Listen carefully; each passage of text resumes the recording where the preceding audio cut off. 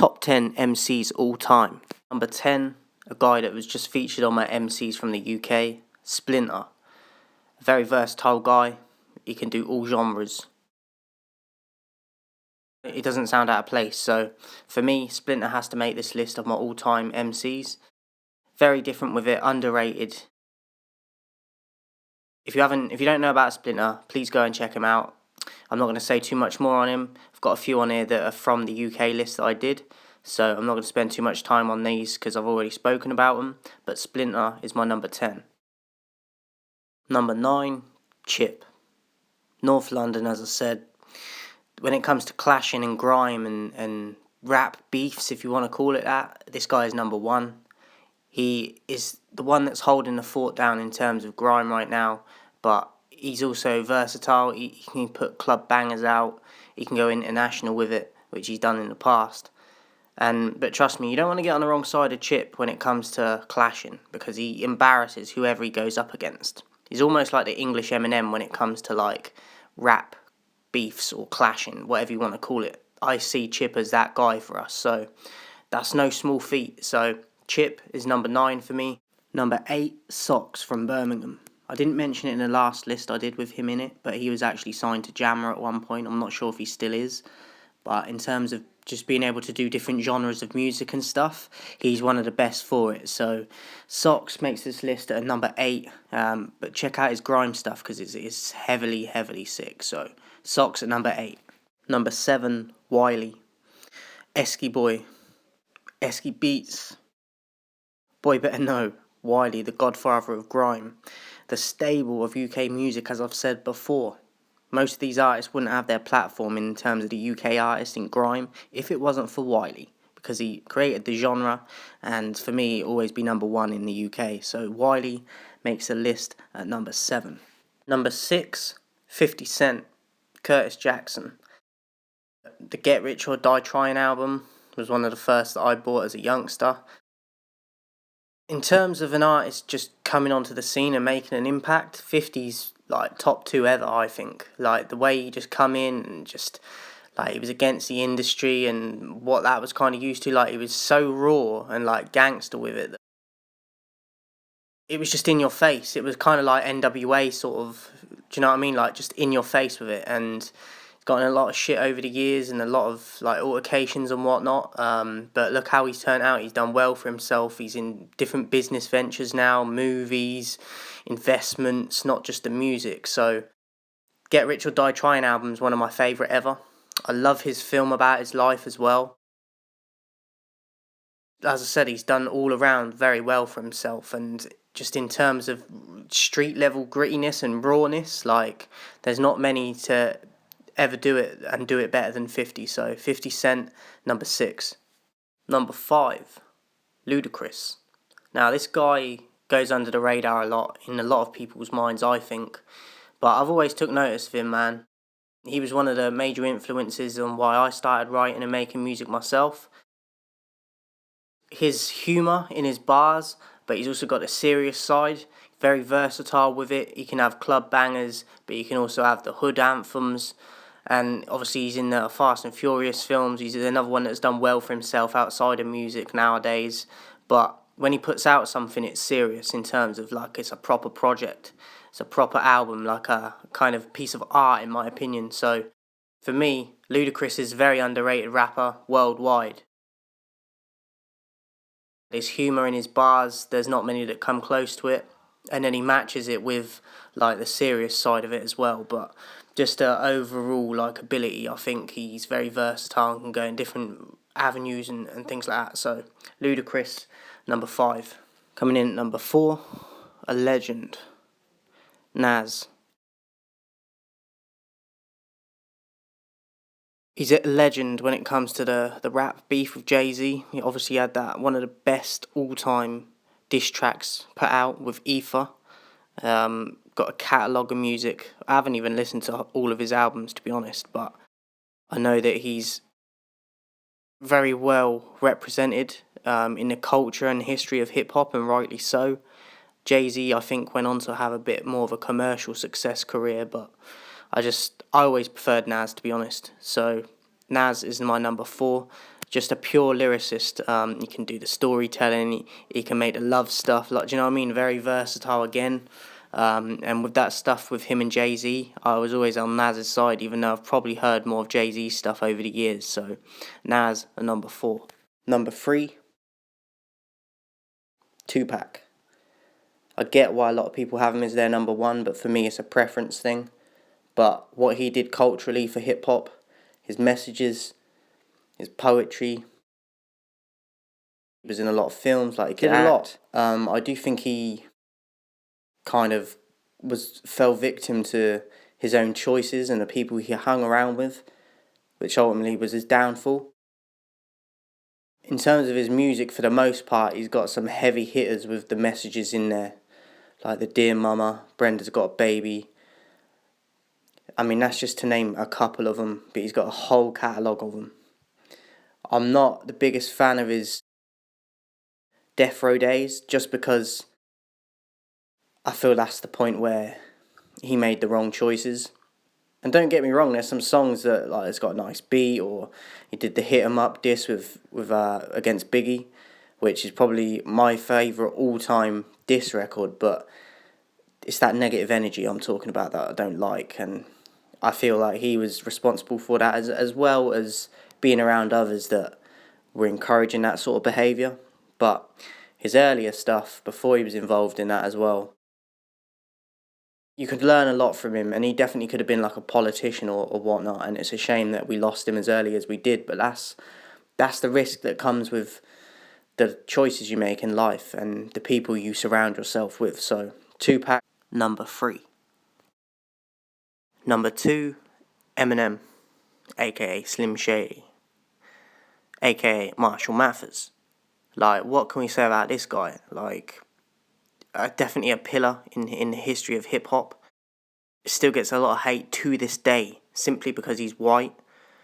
But, I mean, we talk a lot about racism nowadays towards black people, but towards white people in the case of Eminem, like, it's blatant, but it doesn't get talked about like it does with black people, because he's a white guy. So, but racism is racism, whatever way it's directed. So, he's still getting a lot of hate today because of that, and because of how good he is, that a lot of coloured people can't accept held as highly as he is, regarded as highly as he is, because he's white.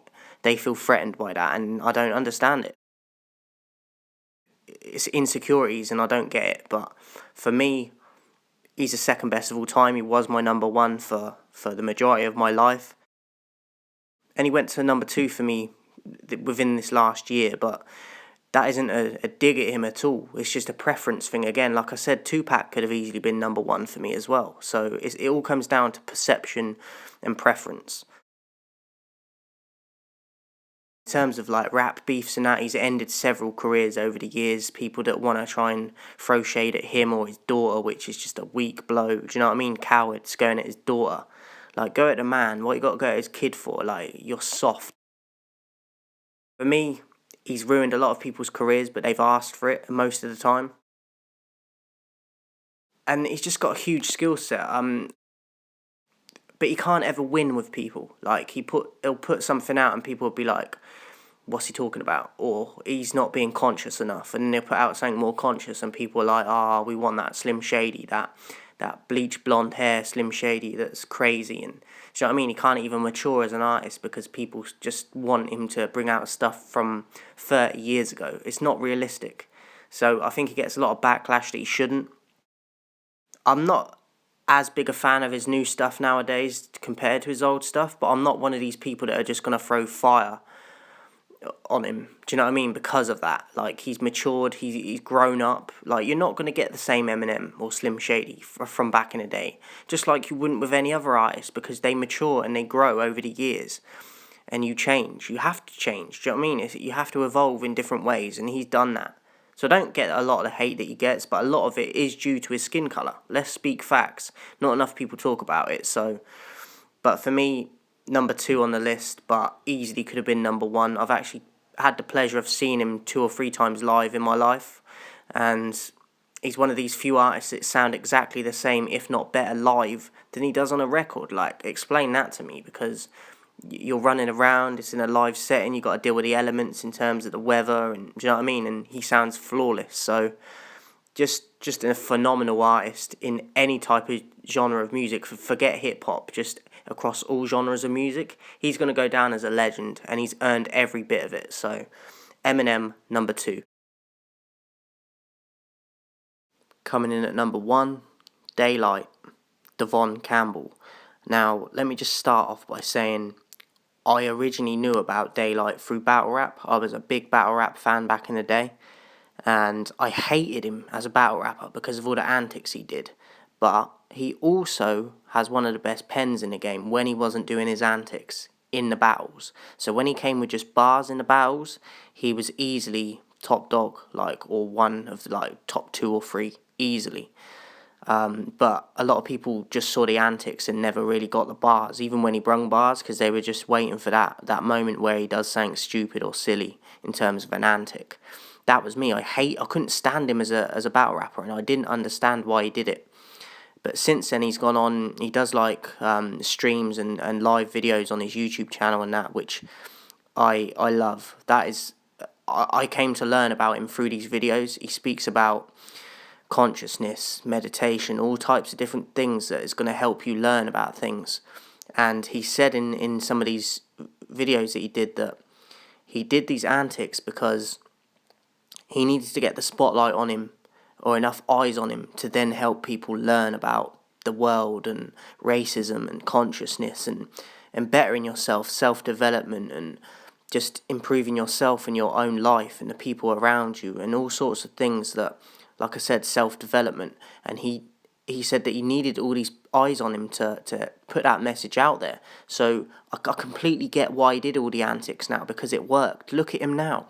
He's now signed to a label that he's furthering his career. Do you know what I mean? He's for his family, for himself, and I just hope that he doesn't sell out, because he's far too valuable, I think, to people's minds and thought, and we need more of him. People spreading the message that he spreads, and bars, man. When I come across his music, I wasn't even aware he did music when I watched him as a battle rapper. When I started listening and finding his music, oh my god, bars, punchlines. But what he talks about, it's like a history lesson, and he helps you and teaches you things that they don't teach you at school. I'm yet to find other rappers like him, and that is why he's number 1 for me. As I said, Eminem was the guy for me, but it's no disrespect to M, but Daylight does what M doesn't even do. And I haven't yet found other rappers that does what Daylight does. It's unbelievable when you really peep it and deep it. I was spitting bars on this, but when you listen to his stuff, you have to revisit every track multiple times, tons of times, to learn and figure out what certain words he's saying. He talks about etymology in his videos as well. That's about the creation and origin of words and their meanings. And he puts words in his songs that a lot of us won't know what that is, so we have to go and do the research. That's not by coincidence, guys. So, and he done the LA Leakers freestyle about a year ago now, maybe slightly longer, and that put even more eyes on him that didn't know about his side on the music side of things. Unbelievable, man. If you don't know about Daylight and you only know him through his battling, I really highly suggest you go listen to his music, because no one comes close to this man. He is like the Tupac to me, in most people's eyes, how people view Tupac. And Tupac's actually Daylight's favourite artist of all time, I think. So that's kind of ironic, but to me, Daylight touches upon things that even he didn't touch on. Do you know what I mean? And he's probably learnt a lot of it from Tupac, but I just see the messages and stuff he puts in his songs. And as I said, I don't see anyone doing what Daylight is doing. So for me, it's not even a question who my number 1 is, and it's going to take a whole lot of skill set and what you're talking, a message you're pushing, to ever dislodge him for me, because he's doing stuff that no one has ever done. So I highly recommend you go and check out his music if you don't know about it already.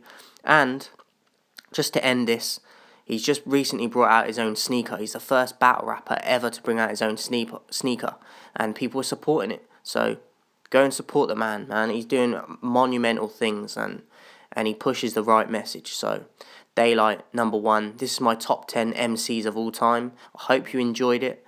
and I'll be back soon.